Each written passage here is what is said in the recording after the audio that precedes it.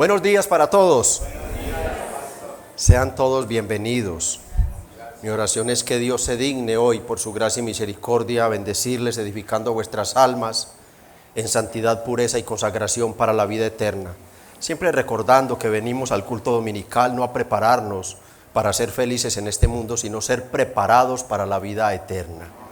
Para eso estamos acá y lo otro viene como añadidura. Les pido por favor me acompañen en sus Biblias. Estamos en el estudio expositivo y consecutivo de la primera carta de Pablo a Timoteo y hemos dado inicio al capítulo 4 de esta maravillosa carta y vamos hoy a estar leyendo los versos del 1 al 5 y la predicación la tendremos en los versos 3 al 5. Voy a leer el verso 1, por favor, todos con voz audible, todos. Leerán el verso 2, el pastor el 4, la iglesia el pastor el 3, la iglesia el 4 y todos el 5. Dice la todo suficiente, inerrante y bendita palabra de Dios. Pero el Espíritu dice claramente que en los postreros tiempos algunos apostatarán de la fe, escuchando a espíritus engañadores y a doctrinas de demonios.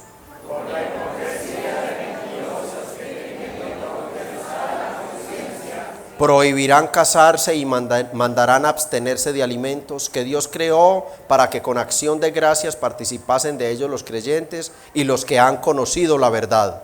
Porque todo lo que Dios creó es bueno, y nada debe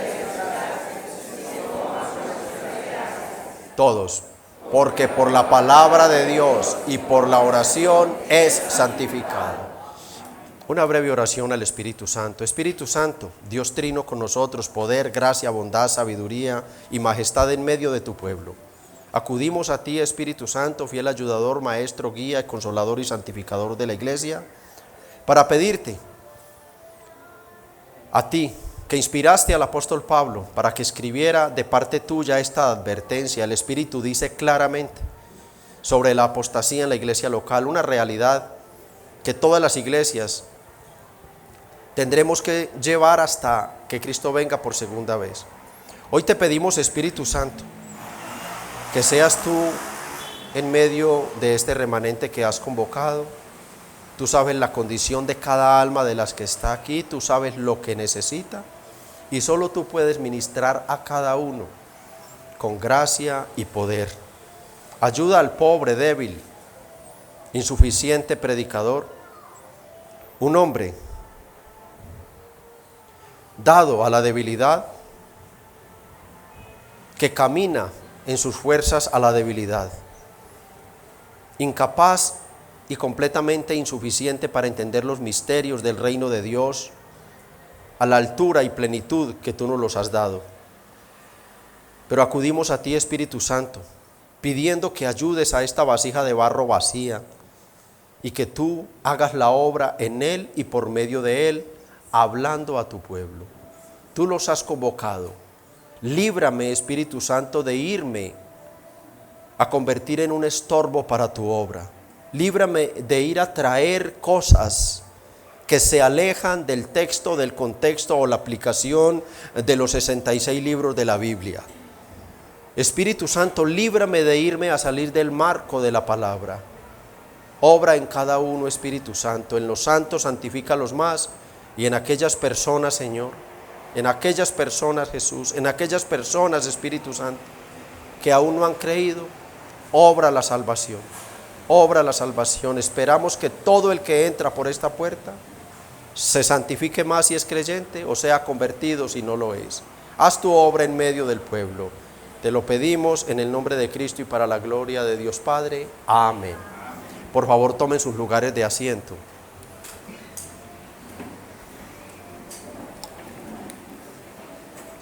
Para las personas que nos visitan, siempre nos están visitando y hoy vemos bastantes rostros nuevos, lo cual nos alegra bastante, hermanos que nos están visitando de otras congregaciones y demás. Les compartimos que nos encontramos estudiando desde hace varios meses esta primera carta y que nos encontramos precisamente ya estudiando el capítulo 4. Hemos ido avanzando versículo por versículo, estamos en el capítulo 4 y este capítulo es un capítulo que está completamente conectado con el capítulo 1, ya lo hemos entendido, que trata sobre la apostasía. Es la advertencia. El tema de este capítulo es la advertencia del apóstol Pablo de parte del Espíritu Santo a Timoteo sobre la realidad de la apostasía en la iglesia local. Recordemos de nuevo este verso 1, pero el Espíritu dice claramente, no dejando ninguna duda, no dejando nada al azar, es una realidad la apostasía en la iglesia local. Y hemos de reconocer que nuestro anhelo y nuestra oración es que todas las personas que asisten a la iglesia sean verdaderos creyentes, todos los que asisten. Qué terrible que una persona que asiste a una iglesia bíblica, que escucha, que entiende incluso que Cristo murió como único medio de salvación, resulte el día de su muerte en el infierno. Eso es triste solo pensarlo, pero aunque anhelamos que todos en el salón sean salvos, bíblicamente no es posible. Bíblicamente no es posible. ¿Por qué, pastor? Porque el Espíritu Santo ha dicho claramente que en la iglesia del Señor Jesucristo habrán apóstatas. Habrán personas que conocerán a Cristo, que conocerán el Evangelio, que incluso amoldarán sus vidas por un buen tiempo al Evangelio. Pero un día, seducidos por otras cosas, apostatarán de esa fe, abandonarán el Evangelio para irse tras otras cosas que Pablo llama doctrinas de demonios. Esa es la profecía del Espíritu Santo y la cual estamos aprendiendo y estudiando. Es una realidad. Y que quede bien claro, porque vamos a ir avanzando y no volveremos a tocar estos puntos. ¿Qué es apostasía en el cristianismo? Esto que acabo de decir es conocer al Señor, es conocer su divinidad, su doble naturaleza, es conocer su obra redentora y es abrazarlo por un tiempo y mostrar incluso frutos de transformación, pero un día abandonan esa fe. Niegan la fe y eso es apostasía. Hoy concluiremos este primer pasaje o esta primera sección de los versos 1 al 5 estudiando los versos 3 al 5, cuyo tema principal es las enseñanzas de la apostasía y los argumentos que debe usar el pastor y la iglesia para refutar sus falsas enseñanzas. Como es una miniserie, el título sigue siendo el mismo de los 4 sermones anteriores. La apostasía, una advertencia celestial, quinta parte. Y sobre la apostasía ya hemos visto 7 cosas que yo deseo realmente, y es mi oración, que queden bien grabadas en nuestras mentes. El Espíritu Santo lo ha dicho. Es imposible que no hayan apóstatas en la iglesia del Señor. Es imposible bíblicamente. Y la iglesia debe estar muy bien instruida sobre lo que esto significa.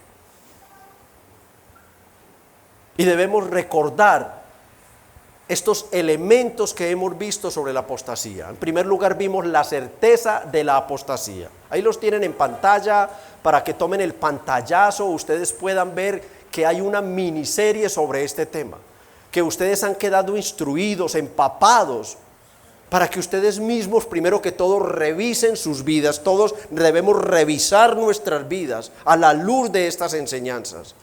Que no vaya yo a estar pensando que voy para el cielo y resulte en el infierno. Que no vaya a estar pensando que soy un verdadero creyente y que yo resulte siendo un apóstata. La certeza de la apostasía. Segundo, los tiempos de la apostasía. Los tiempos de la apostasía. Ya estamos, desde el primer siglo, la iglesia primitiva daba por sentado que ya estaban viviendo los tiempos de la apostasía. La posición del creyente ante la apostasía. El verdadero creyente no tiene nada que temer a la apostasía. Una persona que está viviendo en medio de sus debilidades, fracasos y todo lo demás, pero aferrado a la gracia de Dios. Una persona que descansa en las doctrinas de la gracia. Una persona que jamás piensa, es que Dios me escogió porque soy bueno. Es que Dios me escogió porque yo me quise arrepentir. Él sabía todo esto. Es que yo hago esto, es que yo soy bueno, es que yo obro esto, es que yo hago lo uno y lo otro. Tiene muchos problemas, pero cuando una persona dice, Señor, yo soy salvo solo por tu gracia, soy salvo solo porque tú quisiste, Señor, llamarme a pesar de mi pecado, no tiene ninguna clase de temor en su corazón referente a la apostasía. El pecado de la apostasía es para falsos creyentes. Luego vimos los elementos de la apostasía. Para que haya una verdadera apostasía son necesarios dos elementos. ¿Lo recuerdan? Un conocimiento claro del evangelio. Es necesario que haya un conocimiento claro del evangelio y luego que haya una renuncia voluntaria al evangelio. Vimos el proceso de la apostasía. El apóstol dice que esto inicia escuchando a espíritus engañadores. Voy moviéndome de un lado a otro, esa iglesia no me gusta, ese predicador no me gusta, y el enemigo va entrando y con su espíritu de engaño lo va llevando a un lugar donde se sienta bien, donde se sienta muy bien. Allá sí, allá me encanta esa alabanza, allá todos son chistes, allá todo es risa, allá todo, ¡oh, qué alegría! El demonio toma posesión. El proceso de la apostasía inicia, Pablo dice, escuchando a espíritus engañadores y doctrinas de demonios. Luego vimos entonces el origen de la apostasía. Su origen es demoníaco, es diabólico. No tiene nada que ver con Dios ni con su Cristo. Luego vimos el carácter de la apostasía en séptimo lugar. Pablo dice que esos hombres son hipócritas y mentirosos que tienen la conciencia cauterizada. Hoy veremos dos elementos más sobre la apostasía. Hoy veremos dos elementos más sobre la apostasía.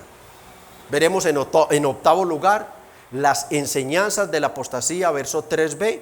Y en noveno lugar veremos la refutación de las enseñanzas de la apostasía, verso 3b al 5. Verso 3b al 5. Vamos a dar inicio a nuestro pasaje. Leamos de los versos del 1 al 3, por favor. Pero el Espíritu dice claramente que en los postreros tiempos algunos apostatarán de la fe, escuchando a espíritus engañadores y doctrinas de demonios, por la hipocresía de mentirosos que, teniendo cauterizada la conciencia, y aquí vienen las enseñanzas de los apóstatas, y que aman los que caen en la apostasía, prohibirán casarse y mandarán abstenerse de alimentos.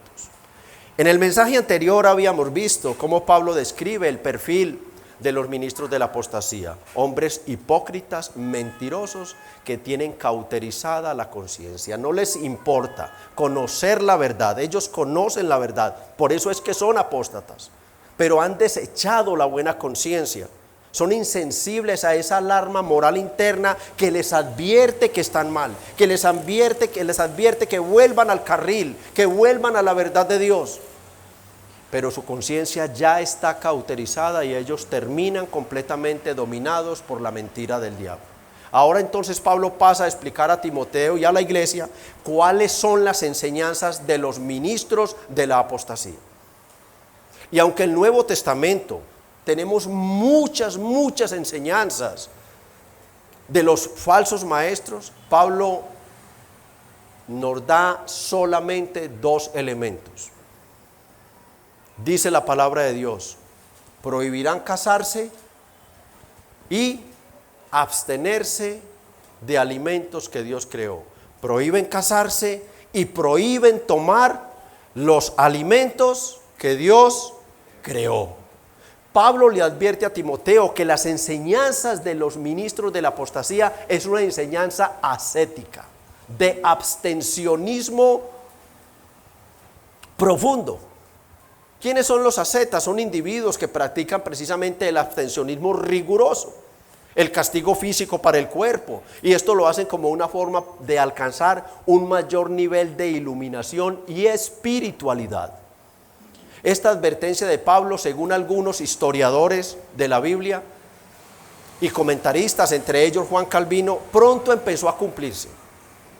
Desde los comienzos la iglesia primitiva tuvo que luchar con los gnósticos y ascetas, cuyos líderes, según los historiadores, fueron entre otros los más sobresalientes de la historia, uno llamado Marción, otro llamado Tasiano. Estos hombres prohibían casarse y ordenaban abstenerse de alimentos, entre ellos la carne, exactamente como Pablo profetizó. Más adelante aparecieron los seguidores de Montano, apodados los montanistas, seguidos en la historia. Entonces los comentaristas dicen que allí surge, avanzando en la historia, surge la Iglesia Católica Romana, la cual prohíbe que sus líderes se unan en matrimonio, en contradicción, en oposición a la palabra de Dios que nos ordena en 1 Timoteo, como hemos visto, capítulo 3, versos 2 y 4.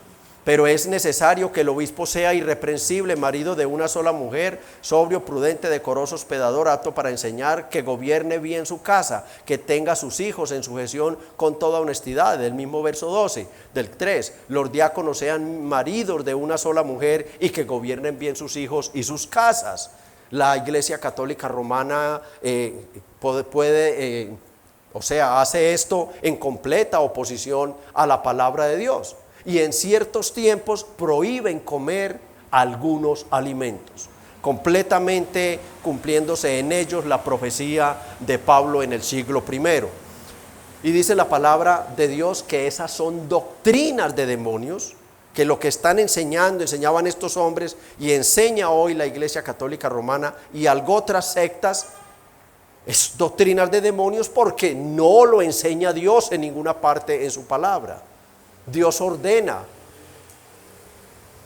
Si Dios ordena que un hombre no se case, es porque Dios mismo le ha dado el don del celibato, algo que es muy exclusivo de parte de Dios.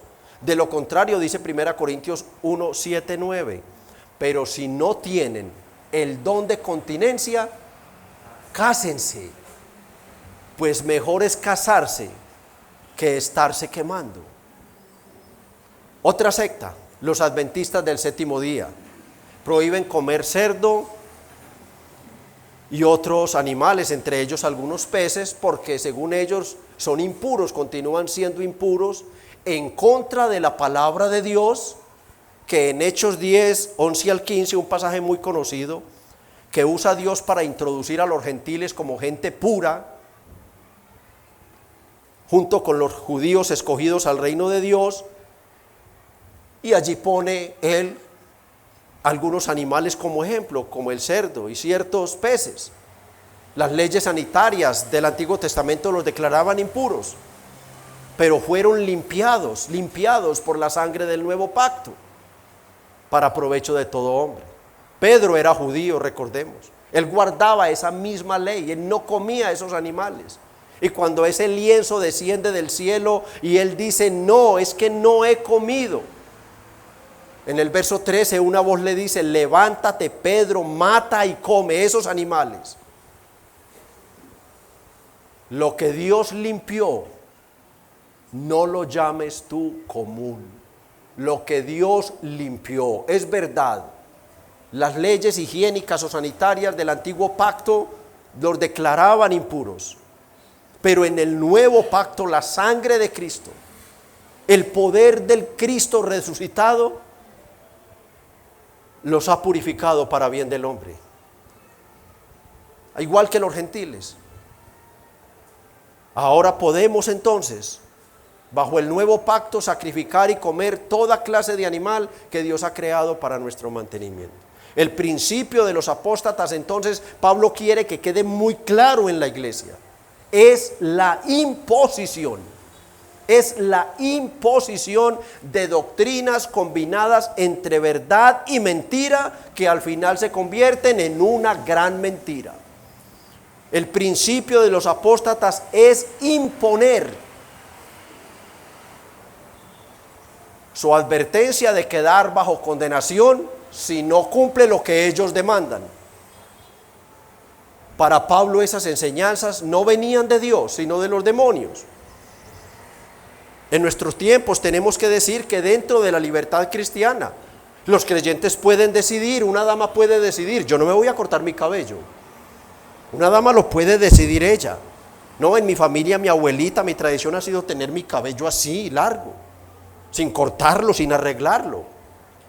Una dama puede decir, yo no me lo voy a tinturar, yo no le voy a cambiar nada, no, así me lo dio el Señor. Ella lo puede decidir. Ella puede decidir, no me gustan las aretas, me da miedo que me vayan a hacer esa perforación en mis orejitas, de pronto me duele mucho. Lo puede hacer. En nuestros tiempos una hermana puede decir, yo no me voy a maquillar, pero nada, ni cuando tengo la visita. No. Ella puede decir eso, ella. Pero cuando un líder o una doctrina se levanta sobre ellas y le dice, es que no te puedes, es que no puedes, es que esto, es que lo otro. Pablo dice, son doctrinas de demonios. El cielo, la santificación, la purificación no consiste de el cabello, del maquillaje, de unos aretas, sino de la sangre y de la muerte de Cristo por los pecadores. Son doctrinas de demonios, y eso encaja tanto en la conciencia, encaja tanto en el corazón carnal de esa audiencia, que lo agradan. Es que estoy haciendo algo, es que me estoy absteniendo para agradar al Señor. Y empieza de una u otra manera, muy sigilosamente, el demonio a decirle, estás tomando parte en tu santificación con tus hechos. Y eso le agrada al corazón carnal, le agrada. Si una dama decide, nunca me pondré un blue jean, nunca. Porque el espíritu de hipocresía es tal que no se lo ponen para venir a la iglesia, pero sorpréndalas en la casa a veces, en chorcitos, pantaloneticas y cositas de más. ¿Sí? Cuando le decimos a una persona, es que no puedes, una amiga, una hermana va a invitar a una amiga a esa iglesia y le dice, ay, pero me tienes que disculpar, es que tienes que ir de vestido y largo. Tienes que ir así porque es que no te dejan entrar, te van a, ven, discúlpame, es que imposición de demonios. Y eso cala, y a lo último les agrada tanto que lo defienden. Las ovejitas, sometidas sus conciencias a la voluntad de Dios, ¿o de quién? Del hombre. La salvación nunca estará sujeta a lo que me ponga o a lo que me coma, sino a la fe certera, fija en el nombre y la obra del Señor Jesucristo. La Biblia sí me enseña, y tengo que decir el equilibrio. La Biblia me enseña que la mujer debe vestir con decoro. Si se va a poner un pantalón, no se lo ponga muy apretado. Usted no está en el antiguo pacto, en la ley, donde el Señor dice, el Dios dice por medio del profeta, no use ropa de hombre. Pero entiende el contexto histórico. Allá no existía la variedad de ropa que hoy, solo existían lo que se conoce túnicas. Y la túnica del hombre tenía que ser más corta, sin mangas, para poder correr en los campos, trabajar, correr contra fieras y hacer todo. La de las mujeres se distinguía porque era más larga, pero no existía sino túnicas. No digo nombres de tiendas de moda porque me cobran el comercial, pero ¿cuánto existe hoy para que usted escoja? Pero fíjese, hermano o hermana, que un día todos vestiremos del mismo color y la misma tela. Un día todos, hermanos, seremos vestidos de lino limpio, blanco, resplandeciente y puro, hermanos. Estar poniendo aquí cargas, hermano, como fariseos, hermanos, que ni siquiera podemos tocar a un hermano. No, vístase con decoro, hermana, que el Espíritu Santo va haciendo la obra, le va diciendo, no se ponga más la blusita de tiritas, no se ponga más el blue jean pegado, no se vista para mostrar su carnalidad a los hombres, vístase para Cristo, vístase con decoro, sea sensible al Espíritu Santo y Él hará la obra. Pero nunca un líder debe pararse en el púlpito a decir, usted tiene que vestirse así o vestirse así. No lo puede hacer, porque Pablo está diciendo, la Escritura lo está diciendo, que son doctrinas. Y lo mismo, amado, en los dos elementos que nos pone Pablo. Quise traer esto porque hay que traerlo a la práctica del día de hoy, al contexto actual.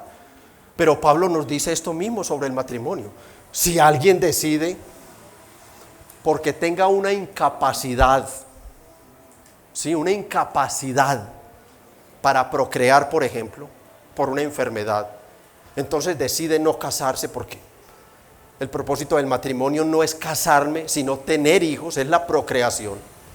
Dios no une un hombre y una mujer simplemente para que se queden en matrimonio, sino para que se convierta en una familia, en una familia. Pero si esa persona dice, me quedo sin casarme, más bien porque de todas maneras no, o me voy a consagrar al Señor de tal forma, voy a consagrarme al Señor de tal forma que yo no quiero tener preocupación para atender un esposo o estar criando hijos. Y si lo hace de todo corazón, Dios le va a bendecir y le va a dar el celibato, le va a dar el don de continencia. Si lo hacen así, está bien, pero nunca se va a imponer a un hombre o una mujer, usted se tiene que casar o quedarse sin casarse. No lo hace la iglesia del Señor. Lo mismo con los alimentos, ¿cierto? Puede decir alguien, esto no lo como, esto sí lo como. La naturaleza de las sectas, entonces, hermanos, quiero que quede bien claro, es la imposición, es la imposición. Y Pablo, para combatir esa enseñanza, es muy claro. Pablo dice, la iglesia debe promover el matrimonio. Según Génesis 1, 27, 28, Dios creó al hombre y a la mujer para unirlos en matrimonio. Y creó Dios al hombre a su imagen, a imagen de Dios los creó. En la pantalla está, varón y hembra los creó. ¿Y qué hizo Dios? Los bendijo, los casó, los unió. El primer matrimonio en la historia de la humanidad. Nuestros primeros padres fueron casados directamente por Dios su creador. Y les dijo, fructificad y multiplicaos. Ahí está. No es para que se queden sin tener hijos y compren un perro. No, es que el progresismo ha traído unas aberraciones diabólicas. El primer atentado, uno de los primeros atentados del progresismo es ¿contra qué? Contra el matrimonio. Es contra el matrimonio. Multiplicaos, llenad la tierra y sojuzgadla y señoread en los peces del mar, en las aves de los cielos y en todas las bestias que se mueven en la tierra. Entonces la iglesia tiene que promover lo que Dios promueve, mis hermanos. Así tu experiencia no haya sido la mejor en tu matrimonio, así tu experiencia haya sido la más desagradable en tu matrimonio, tú escogiste tu esposa, tú la escogiste, nadie te puso un revólver en la cabeza y si no me llaman y me cuentan que a ti sí te lo pusieron. Y lo mismo, hermana, a ti nadie te obligó a casarte con ese hombre, no. Primeramente, base, fundamento en la providencia y soberanía de Dios, y segundo, responsabilidad humana. Somos responsables. No es la que más cuando pasan los años y empezamos a ver, esta no era la que me imaginaba. Pero era la que Dios sabía que tú necesitabas. Era la que yo necesitaba. ¿Por qué? Porque el matrimonio es la primera empresa, el primer taller, es el primer medio que Dios usa para nuestra santificación. No hay lugar después de la iglesia donde se mortifique y se tenga que mortificar más el pecado que en el matrimonio. El matrimonio es el medio que Dios usa para nuestra santificación. Y muchos dicen, no, pastor, es para mi felicidad. Pase al frente y jure que usted es perfectamente feliz. No, amados, no. No, Dios nos ha sacado de las fantasías, engaños y fábulas del mundo. No. Nos casamos porque somos felices en Cristo, amados. Y tengo tanta capacidad ya que ahora no solo voy a luchar con mi pecado remanente, sino con el pecado de mi esposa, y mi esposa a luchar con mi pecado, mortificación de pecado. ¿Qué produce la mortificación de pecado? La iglesia responde, santificación progresiva. No hay otro medio, mi amado. Así que si usted está pensando en casarse, cásese, pero porque ya sea feliz en Cristo. No se vaya a casar para ser feliz, porque usted estaría diciendo, Señor, tú me has hecho infeliz. Y mi felicidad va a estar en esa mujer. Y ay, sí que vas a ver, esa no era, Señor. Ay, sí. No pongas los ojos en ella para tu felicidad. Te casaste o te casas porque tienes tanta felicidad en Cristo, tanto amor sufriente, tanto amor que desgarra el corazón y sangra, tanto amor en Cristo, que tú ahora dices: yo la voy a ayudar en su santificación y ella me ha de ayudar a mí en mi santificación. Hermanos, no importa como creyentes, hombres y mujeres, sin importar cómo nos ha ido en nuestro matrimonio, ante Dios tenemos la responsabilidad de promover el matrimonio entre un hombre y una mujer. Y vuelvo a repetirlo, independientemente si tu experiencia ha sido la mejor o no. Volvemos a repetir el texto dado en la escuela, Romanos 8:28. A los que aman a Dios. Sí, esa mujer y ese esposo que no quisieras tener te está ayudando para el bien de tu alma, mi amado. Amén. Yo también digo amén. Y mi esposita de atrás dice amén. Amén, hermanos. Esos eran los que necesitábamos. Nadie podía escoger mejor que Dios mi esposa. Nadie. Nadie, hermanos. Él no se equivoca, mi hermanos. Esa era. Esto nos lleva a nuestro segundo encabezado, la refutación de las enseñanzas de los apóstatas. En noveno lugar, ¿cómo debe responder un pastor y la iglesia ante las falsas doctrinas de los apóstatas? Hermanos, Pablo nos dice, volviendo al principio de la creación. Esto es muy interesante. Volviendo al principio de la creación, o sea, al testimonio y a la ley, a lo que enseña la palabra de Dios. Dice el verso 3b: y mandarán abstenerse de alimentos que Dios creó. No solo el matrimonio, sino que mandarán abstenerse de alimentos que Dios creó, para que con acción de gracias participasen de ellos los creyentes y los que han conocido la verdad. 4, la gran declaración que debe cerrar la boca a estos apóstatas, porque todo lo que Dios creó es bueno, y nada es de desecharse si se toma con acción de gracias, porque 5, por la palabra de Dios y por la oración es santificado. Los argumentos que usa Pablo para refutar la enseñanza ascética de los apóstatas se resume en esta gran declaración: porque todo lo que Dios creó es bueno. Y lo primero que hace Pablo es guiarnos al principio de la creación, a los alimentos que Dios creó. Ahí está el origen de estos alimentos. El origen es Dios. Fue Dios quien creó tanto el matrimonio como la incontable variedad de alimentos que existen. Fue Dios. ¿Y qué dice Dios mismo de esa creación, de esos alimentos? Génesis 1:10.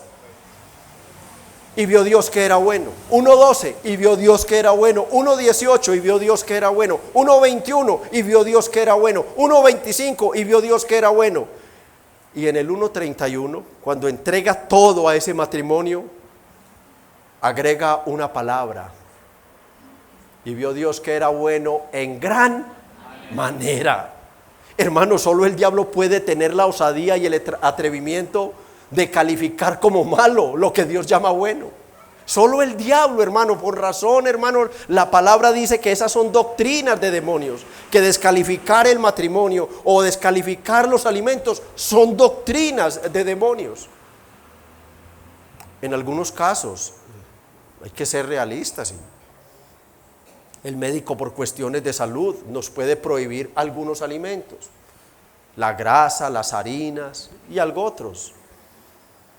Y como cristianos nosotros somos responsables nosotros mismos de cuidar nuestro cuerpo, de escoger lo mejor de lo mejor para alimentarnos bien. Y eso está muy bien. Pero en ningún momento nosotros podemos clasificar o despreciar un alimento porque estemos pensando es que es malo por naturaleza. No, por naturaleza, hermanos, nos dice que es bueno, que son buenos en gran manera. Y nosotros en los tiempos de Pablo, ubicándonos en el contexto, en los tiempos de Pablo los alimentos eran literalmente sanos, buenos para el hombre. El hombre, con su manipulación y dominado por la codicia, ha añadido toda clase de venenos, colorantes, saborizantes, endulzantes, preservantes, petróleo, plomo y demás. Todo lo que le han añadido a los alimentos. Pero todo lo que Dios creó es bueno, y nada ha de desecharse, nada de lo que Dios ha dado por su naturaleza. Los niños no vuelvas a despreciar la sopa y la ensalada de mamá. No lo vuelvas a hacer. Y tu esposo o hijo ya grande, no vuelvas a decir otra vez lo mismo. ¡Qué pereza! No, agradece por lo que hay en ese plato. Agradece, mi hermano. ¿Por qué? Porque Dios lo creó bueno para ti. El segundo argumento contra los apóstatas ascetas es la condición del corazón de aquellos que lo toman, para que con acción de gracias participasen de ellos los creyentes y los que han conocido la verdad. Pablo refuta la enseñanza de la apostasía diciendo que los alimentos fueron creados por Dios buenos para unas personas exclusivas. O sea, Pablo acá está diciendo, es que los que dicen que son malos es que Dios no los creó originalmente para ellos. Dios no los creó originalmente para ellos. Dios los creó para los creyentes, que son los únicos, no está hablando de dos grupos, que son los únicos que conocen la verdad sobre esos alimentos. Son los únicos que saben el origen, que es Dios, y que saben la forma en que Dios los creó, buenos para el mantenimiento o alimentación del hombre. Juan Calvino, comentando este texto, dice: todo lo que los incrédulos disfrutan en este mundo, incluidos los alimentos, puede ser considerado como propiedad de los cristianos, y ellos como ladrones, siendo los creyentes los verdaderos herederos del reino de Dios con todo lo que en él hay. ¿Cuántos dicen amén? O sea, qué certero, hermanos, fue nuestro hermano Calvino en esto. Por eso Pablo está diciendo, Calvino está comentando este texto. No, es que ellos, claro, ¿qué les importa tirar el plato, despreciar, incluso acercarse a la mesa renegando? ¿Qué les importa? Es que eso no fue creado para ellos. Ellos son como ladrones. ¿Y el ladrón qué agradece? No agradece nada. Dios creó, tengamos presente, los alimentos antes de la caída. Tengamos presente eso. Y los creó para el bien de su pueblo, sin ninguna clase de contaminación, y para un pueblo específico. Y obviamente a causa del pecado del hombre, el hombre se contaminó la tierra y todo lo que la tierra produce. Pero Dios originalmente los creó buenos. Y por eso el tercer argumento nos da claridad qué hay que hacer con esos alimentos para volverlos a llevar a ese estado de pureza. Tercer argumento de Pablo para refutar la enseñanza de los apóstatas es la actitud correcta. Ya sabemos el origen, ya sabemos para quién los creó, ahora vean la actitud correcta. Pablo dice, si se toma, o sea, son buenos y de provecho, si se toman con acción de gracias. Vean el motivo. 5. Porque por la palabra de Dios y por la oración es santificado. Algo asombroso, hermanos, realmente asombroso, para el que lo quiera recibir, claro está. Mientras que los apóstatas, en lugar de dar gracias, reniegan, incluso blasfeman. Al contrario de ellos, los creyentes los toman con acción de gracias. Ellos lo primero que reconocen, los creyentes, es que no es por nuestro trabajo o esfuerzo que tenemos los alimentos en nuestra mesa. No. Usted podía tener toda la plata del mundo, pero si Dios no los hubiera creado, ¿usted qué compraría para comer? ¿Qué compraría? No, es el origen lo que nos importa acá. Es quién los creó. Entonces Él sabe que ahí no hay nada, que cuando pongo ese platico de arroz con huevito y lo cuño con una tajada de maduro, yo sé de quién viene, mis hermanos. Oh, yo sé, hermanos, que el hombre jamás podría haber creado una gallina, mi hermano, jamás. Jamás podría haber creado una semilla de trigo, jamás. Jamás de los jamases. Todo cuanto fue creado para el bien del hombre fue creado por Dios.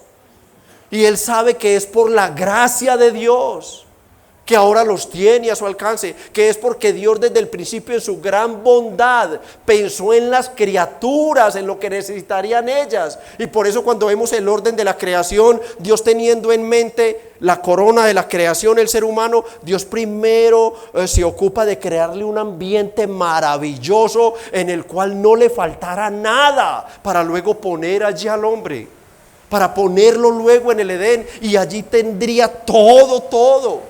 Él no puso al hombre y empezó a pensar, bueno, ¿y ahora qué le voy a dar de comer a este? No, primero creó todo para ese hombre, para que no le faltase nada.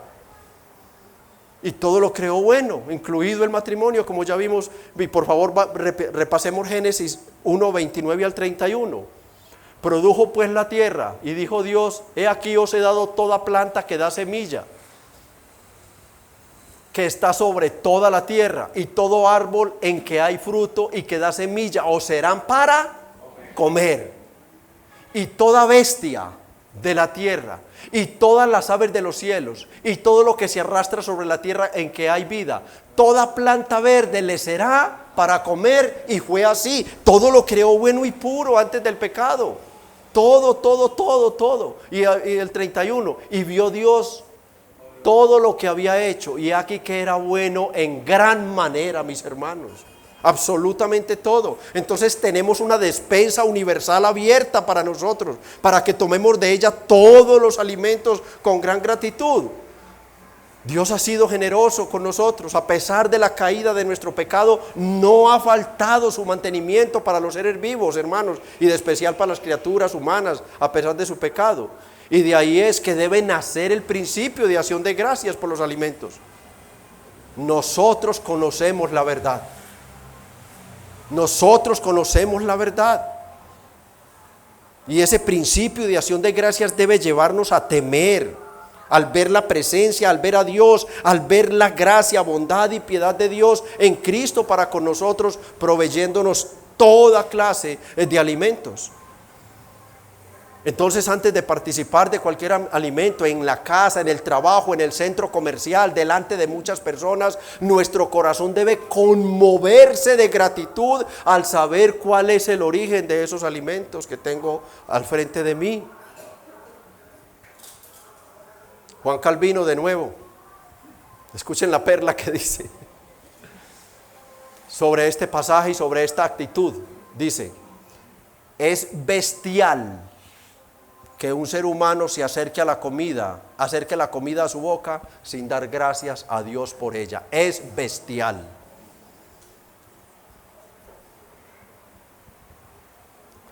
Pensaría en el Salmo 32:9. Allí dice: no seamos como el caballo o como el mulo sin entendimiento, que han de ser sujetados con cabresto y con freno, porque si no, no se acercan a ti. No seamos como seres irracionales. Les ponen la comida, tengan presente lo que hace un cerdo o un perro cuando no ha sido adiestrado. O sea, si se descuida, le tumban la coca al amo por abalanzarse sobre la comida. Eso es lo que está diciendo Calvino. O sea, es bestial. Es dejarse llevar por el impulso y el apetito antes de decir: oh Señor, aunque no merezco nada de esto, tu palabra me dice que desde la creación pensaste en mí y que creaste todas las cosas primeramente para mi bien. Hoy tomo este alimento, Señor, con gran gratitud y reverencia para la gloria de tu nombre. Somos seres racionales, hermanos, y debemos reconocer el origen y reconocer que a no ser por Cristo, nosotros estaríamos como esos seres humanos, porque así estuvimos. ¿Cuántos de nosotros llegamos a tomarnos un vaso de agua sin pensar en el agua? ¿Cuántas veces llegamos a ducharnos sin estar dando gracias a Dios bajo la ducha por el agua? Así vivamos en un piso elevado, hasta allá Dios le ha dado ciencia al hombre para que lleve el agua. ¿Cuántas veces un plato de comida y nos abalanzábamos sobre ellos como el cerdo, como el perro, el caballo, la mula? Es por la gracia de Dios en Cristo, mis hermanos, y debe haber gratitud, debe nuestro corazón conmoverse de gratitud al saber cuál es el origen de esos alimentos que tenemos a la mesa. Es diabólico despreciarlos, es diabólico rechazarlos, es diabólico decir esto no me lo como, esto no me gusta, esto está muy feo, cuando fue lo que papá y mamá pudieron llevar a la casa de parte del Señor. Porque por la palabra de Dios y por la oración es santificado. Un misterio, ¿verdad? Una de las mayores actividades del hombre en esta vida es ¿cuál? Comer. Una de las mayores actividades del ser humano en el transcurso de su vida, 70, 80 años, es comer. 2, 3, 4, 5, 6, hasta 7 veces al día comen los seres humanos. Comen, desayunan, que onces, que almuerzo, que algo, que comida, que merienda, o los otros se pasan picando aquí, pico un dulce aquí, pico un chicle allí, pico una galleta acá, me tomo un vaso de agua acá, pero una de las actividades más dominantes del ser humano es comer.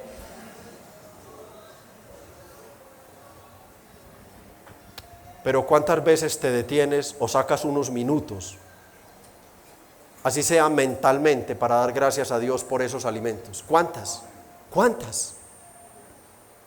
No seamos como el caballo y como la mula. No seamos irracionales. Cuando tomamos los alimentos,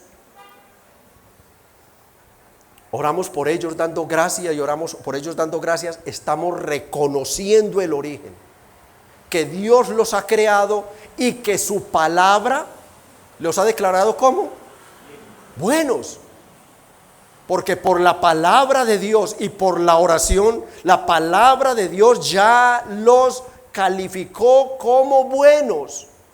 Ahora se une la oración de ese corazón agradecido a esa palabra de Dios, y el creyente ora de acuerdo a la palabra de Dios, tomando textos de la palabra de Dios, mencionando el nombre de Cristo, y esto hace que ese alimento puesto delante de la presencia de Dios se reconozca como una bendición de Dios para nuestra vida, y son santificados los alimentos. Ellos quedaron contaminados por el pecado. Recuerden que el primer Adán ocasionó la caída y todo se contaminó, pero luego vino el segundo Adán, Jesucristo, y todo lo que Dios había creado para el hombre fue purificado por su sangre. La palabra santificar, ¿qué quiere decir? Recordemos, es separar una cosa de un uso común para un uso especial, o ser santificado. Lo que Pablo quiere decir es que la comida que tienes en tu mesa, Dios la apartó desde la creación para un uso santo, para hacerte bien. ¿Para qué creó Dios los alimentos desde Génesis 1? Para hacernos bien. Dios los apartó para nosotros. Él le dice: de todo árbol, esto es tuyo, esto es tuyo, esto es tuyo, esto es para ti, lo puedes comer, esto es para tu uso.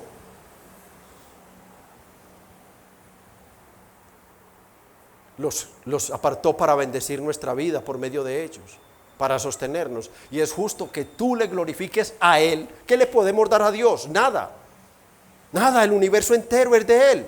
Lo único que podemos darle, lo único que Dios nos pide es gratitud. Es gratitud, hermanos.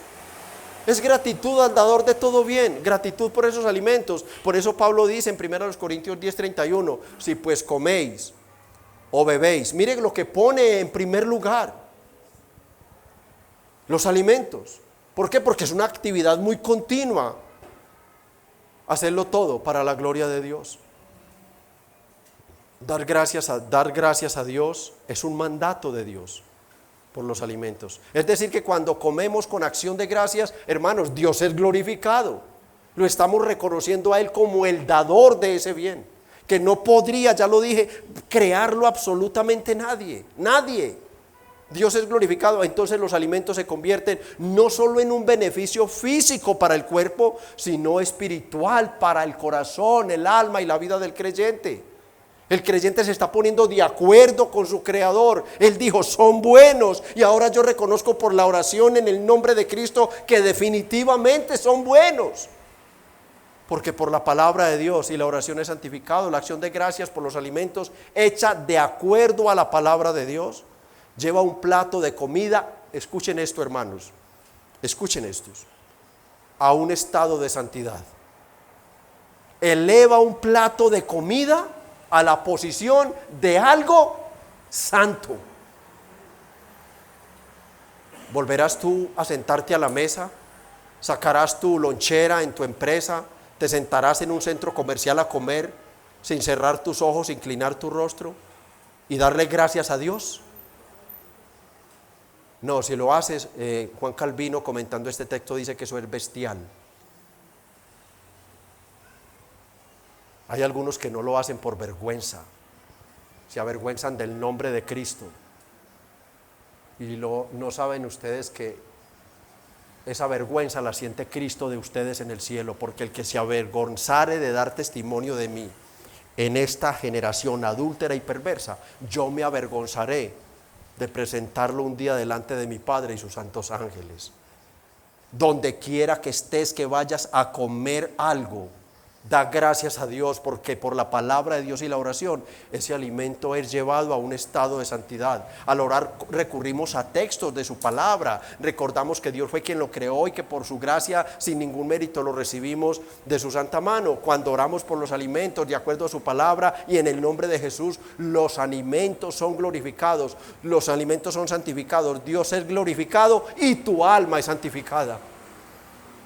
El principio de Primera de Pedro 1:15 debemos tenerlo siempre presente. ¿Qué dice Primera de Pedro 1:15? Sino como aquel que os llamó es santo, sed también vosotros santos en toda vuestra manera de vivir. Dice Primera Tesalonicenses 5:18, dad gracias en todo, porque esta es la voluntad de Dios para con vosotros en Cristo Jesús. Amada iglesia, la palabra de Dios regula todo en la vida del creyente, hasta el comer. No solo te regula en tu matrimonio, en la crianza de tus hijos, con quién te has de casar, cómo debe ser un cortejo, no solo te regula en absolutamente esto, te regula también en una de las actividades más cotidianas de nuestra vida, comer. En conclusión, estos hombres llegaron a ese estado de apostasía, de incluso oponerse a los alimentos y al matrimonio, como Pablo le explica a Timoteo en el capítulo 1, verso 19, porque desecharon la buena conciencia, Y Pablo le dice a Timoteo cuál es la forma de caer en ese estado. Le dice, manteniendo la fe y la buena conciencia. Manteniendo, ¿cuál es nuestro deber? ¿Cuál debe ser nuestro trabajo, nuestro esfuerzo, nuestra parte? Orar y poner todo de nosotros para que nuestra fe sea sólida, consistente en las doctrinas de la gracia, en el marco de la Biblia, y para que Dios nos mantenga en una conciencia limpia, en una conciencia sana hasta el final de nuestra carrera. Iglesia, la refutación que hace Pablo a las enseñanzas ascéticas de los apóstatas, debemos siempre tener presente quién está detrás de ellas. Detrás de ellas están los espíritus de engaño, porque son doctrinas de demonios. Por esto el apóstol Pablo nos dice, la mejor manera de refutarlo es volver al principio de la creación.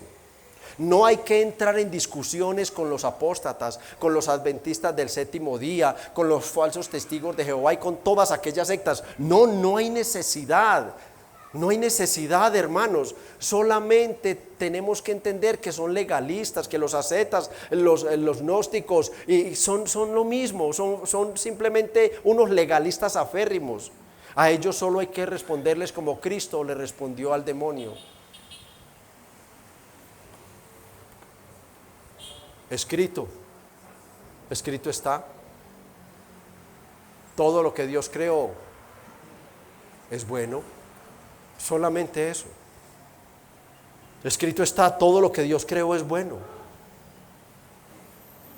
Y por encima de toda clase de opinión humana, yo creo a la palabra de Dios inspirada, a la sola escritura. Esa es nuestra regla de fe y conducta.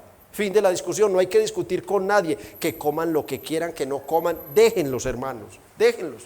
Para usted, su máxima autoridad de conducta y fe es la Biblia. Ella le dice que todo alimento que Dios creó es bueno. Así que coma lo que le pongan a la mesa, compre pescado de cualquiera, coma cerdo, coma alimentos, coma todo, mientras no le haga daño. Aprendemos en contra de la apostasía que debemos promover lo que Dios promueve, hermanos. Dios promueve el matrimonio y el consumo de toda clase de alimentos que Dios creó para nuestro bien. Si Dios los aprobó, nosotros también los aprobamos. Aprobamos y defenderemos el matrimonio entre un hombre y una mujer. Nos cuidaremos mucho de llamar malo a lo que Dios llamó bueno. Isaías 5:20, ay de los que a lo malo dicen bueno y a lo bueno malo. Hermanos, aprendemos un principio para que sea una práctica constante en nuestras vidas. No te olvides de dar gracias a Dios por los alimentos. No te olvides, no lo hagas. Recordamos la verdad fundamental que nos ha quedado de esta serie de enseñanzas. Aunque continuaremos en los 6 al 16 tocando temas sobre la apostasía, hoy concluye esta miniserie realmente donde estaba el corazón de esta enseñanza para la iglesia, recordando una verdad fundamental. Dice Judas 24, Romanos 8:30, Filipenses 1:6 y muchos otros textos, hermanos, que Dios se ha comprometido a preservar a los suyos hasta el fin sin caída. Es imposible que un verdadero creyente, esta verdad ha quedado y tiene que quedar en nuestras mentes, es imposible que un verdadero creyente, aquel que fue elegido, predestinado, llamado con llamamiento eficaz, regenerado por el poder y la gracia de Dios, sellado por el Espíritu Santo, adoptado como un hijo de Dios, hecho heredero y coheredero de las riquezas del reino eterno, pueda apostatar. La apostasía es para falsos creyentes. Es la gran esperanza, es el gran consuelo, que mientras nuestro corazón esté suspirando por el Señor, suspirando por todas las cosas que Dios nos ha prometido en Cristo, esforzándonos por vivir para su gloria, mientras estemos aferrados a la sana doctrina, creyendo que somos salvos solo por la gracia de Dios, no tendremos ningún problema. Pero de esta bendita verdad se desprende nuestra responsabilidad. Esto no nos puede llevar en ningún momento al conformismo, al quietismo, sino a ser activos en nuestra salvación. Dice la palabra de Dios que nosotros debemos vivir ocupados en nuestra salvación con temor y temblor, como si fuera algo que yo pudiera perder, aunque jamás la puedo perder. Dice la Biblia que yo fui creado para buenas obras que Dios preparó de antemano para que anduviese en ellas.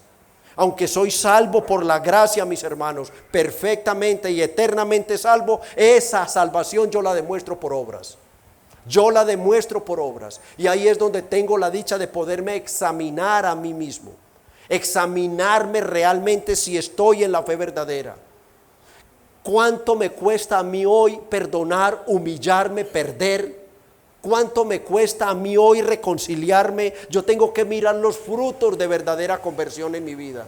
Yo tengo que mirar si realmente es Cristo el Rey dominante sobre mi vida o aún continúa dominando el orgullo sobre mi alma y mi corazón. Yo tengo que mirar cuáles son los frutos que estoy dando. Yo tengo que mirar cuál es la ansiedad de todo mi ser por las virtudes de Jesús en mí.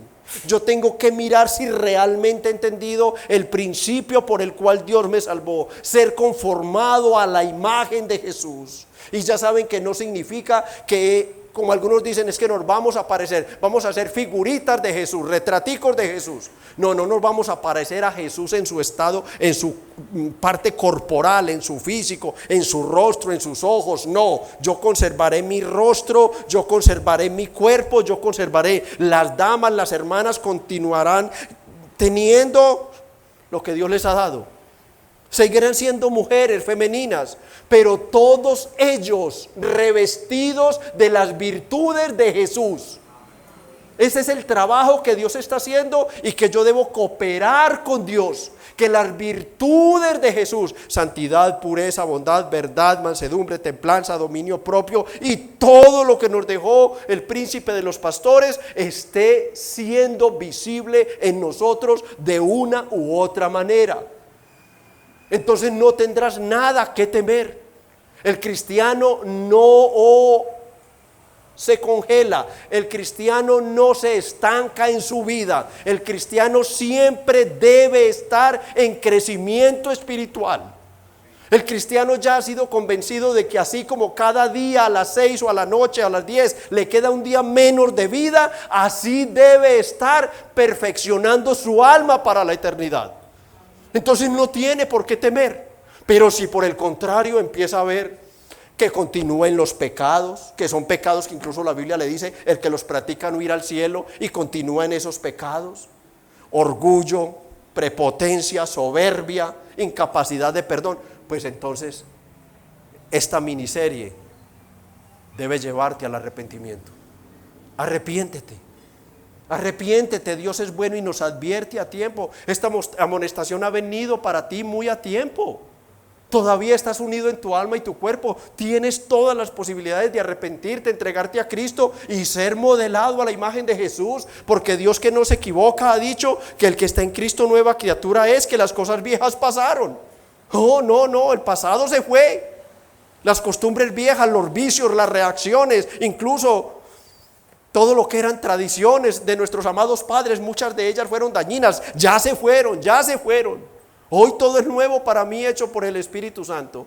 Así, mis hermanos, que al concluir esta miniserie sobre la apostasía, espero que hayan quedado impresos en vuestros corazones y en vuestras mentes las pautas que el Señor nos ha dado, la certeza de la apostasía, los tiempos de la apostasía, la posición del creyente ante la apostasía, los elementos de la apostasía, el proceso de la apostasía, el origen de la apostasía, el carácter de los ministros de la apostasía, las enseñanzas de la apostasía y la refutación de las enseñanzas de la apostasía.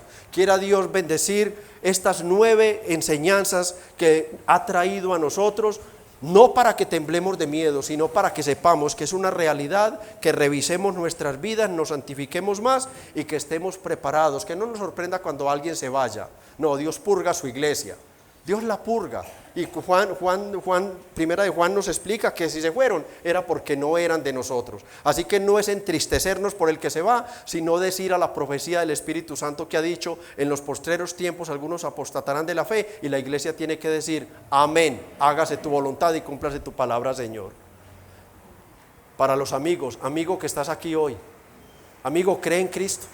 Dios te ha traído para que escuches el Evangelio, para que puedas comprender que solo hay un camino para llegar a Dios. Solo hay un camino para escapar de la ira venidera, la condenación en el infierno, y se llama Jesucristo. Él dijo: yo soy el camino, la verdad y la vida, y nadie irá al Padre sino por mí, y su palabra es inerrante. Amigo, ven a Cristo. Ven a Cristo. Hoy puede ser el día más maravilloso de toda tu existencia, no solo de tu estadía acá, sino que por toda la eternidad. Tú bendecirás y darás gracias a Dios, como lo hacemos nosotros, por el día en que nos entregamos a Él. El día más maravilloso para nuestras almas empezó con la entregada de nuestra alma a Jesucristo. Amigo, ven y haz parte de ese pueblo redimido. Ven, entrégate a Cristo y tú también escaparás de la ira venidera. Hagamos una breve oración. Padre, Señor, damos gracias infinitas por tu palabra. Llena del Evangelio siempre, Señor. Llena siempre de tu gracia, llena siempre de los méritos de Cristo, llena siempre de tu bondad. Oh Señor, que creaste todas las cosas para el bien del hombre, pero que el hombre por su pecado las pisotea, las desprecia, las usa mal. Por favor, Señor, haz tu obra en esta iglesia. Esta iglesia sea una iglesia temerosa, una iglesia agradecida por lo mucho, por lo poco que nosotros podemos tener. Señor, que no seamos como aquellos seres irracionales que toman y toman alimento, pero ellos no tienen la capacidad de dar gracias. Bendice, Señor, la iglesia y haznos, Señor, certeros en la aplicación de la doctrina, aprobando lo que tú apruebas, siendo valientes en nuestros matrimonios primeramente, responsables, humildes, mansos, perdonadores, reconciliadores, echándonos las cargas encima de nuestra esposa, o la esposa la del esposo, por amor a Cristo, no por amor al hombre o a la mujer. Señor, haz que realmente valoremos el matrimonio, que lo valoremos, Señor. Oh Señor, danos, Señor, el promover lo que tú promueves. Matrimonios santos, piadosos, humildes, mansos, donde no importa, Señor, la situación que se esté viviendo en tantas áreas, sino que importe la gloria de Cristo, el respeto por Jesucristo, el amor de Cristo, el sacrificio de Cristo.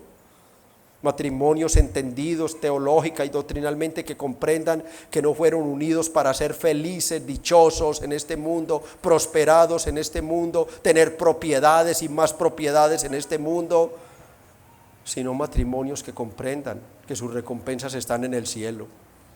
Oh Señor,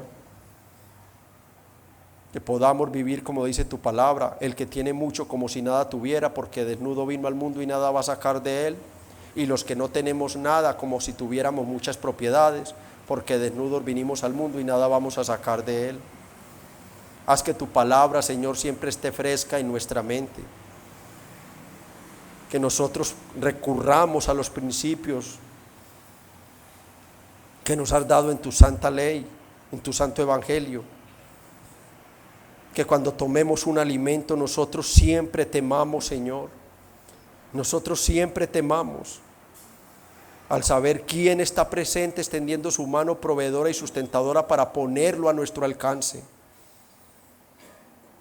Nada merecemos, pero en tu bondad, en tu piedad, en tu gracia, en Cristo nos bendices con todo esto, Señor.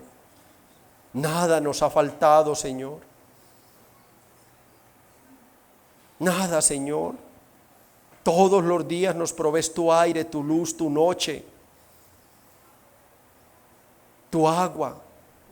Todo, Señor, nos lo provees tú. Oh, Señor, gracias por hacerte cargo de todas nuestras necesidades. Gracias. Conllévanos, Señor, a un espíritu permanente de gratitud. Primero por tu obra redentora que nos ha devuelto la vida espiritual, nos ha devuelto la moralidad, nos ha vuelto a ser seres racionales, realmente racionales, iluminados con la verdad. Bendice y prospera esta iglesia, Señor, camino al cielo. Bendice esta iglesia, Señor, para que su mirada esté puesta en las cosas de arriba y no en las de la tierra. Bendice esta iglesia para que comprenda que nos pusiste aparte para conformarnos a la imagen de Jesús, para que busquemos primeramente el reino de Dios y su justicia, confiando en que lo necesario para la cotidianidad vendrá por añadidura. Haz de esta iglesia una iglesia espiritual, Señor, que lo espiritual gobierne sobre lo humano, que lo celestial mande sobre lo material, Señor, por favor. Oh, gracias te damos, Padre, por esta miniserie sobre la apostasía. Continúanos bendiciendo, Señor, en los versos 6 al 16, donde vamos a encontrarnos con todos aquellos consejos, instrucciones de Pablo a Timoteo como pastor, para que él se preparara como un verdadero ministro, para estar atento y vigilante, cuidándose él y cuidando su iglesia sobre la apostasía. Si esto enseñas a los hermanos, serás un buen ministro de Jesucristo, nutridos con las palabras de la fe y la doctrina que has seguido. Oh, continúanos bendiciendo y edificando, por favor. Continúa, Espíritu Santo, hablando a tu pueblo, en el cual tú mismo has despertado ansiedad por ti, deseos por ti, y el medio para llevarnos a conocerte más es la predicación expositiva de tu palabra. por las personas nuevas que nos visitaron hoy, Señor, nuestros amigos. Señor, nosotros queremos que todo el que entra por la puerta sea salvo. Si alguien entró en estado de condenación, Señor, que se haya arrepentido y entregado a Cristo por la fe. Te lo pedimos, Padre. Bendice a tu pueblo. Tú sabes que dependemos de tu gracia y de tu amor. En el nombre de Cristo. Amén y amén.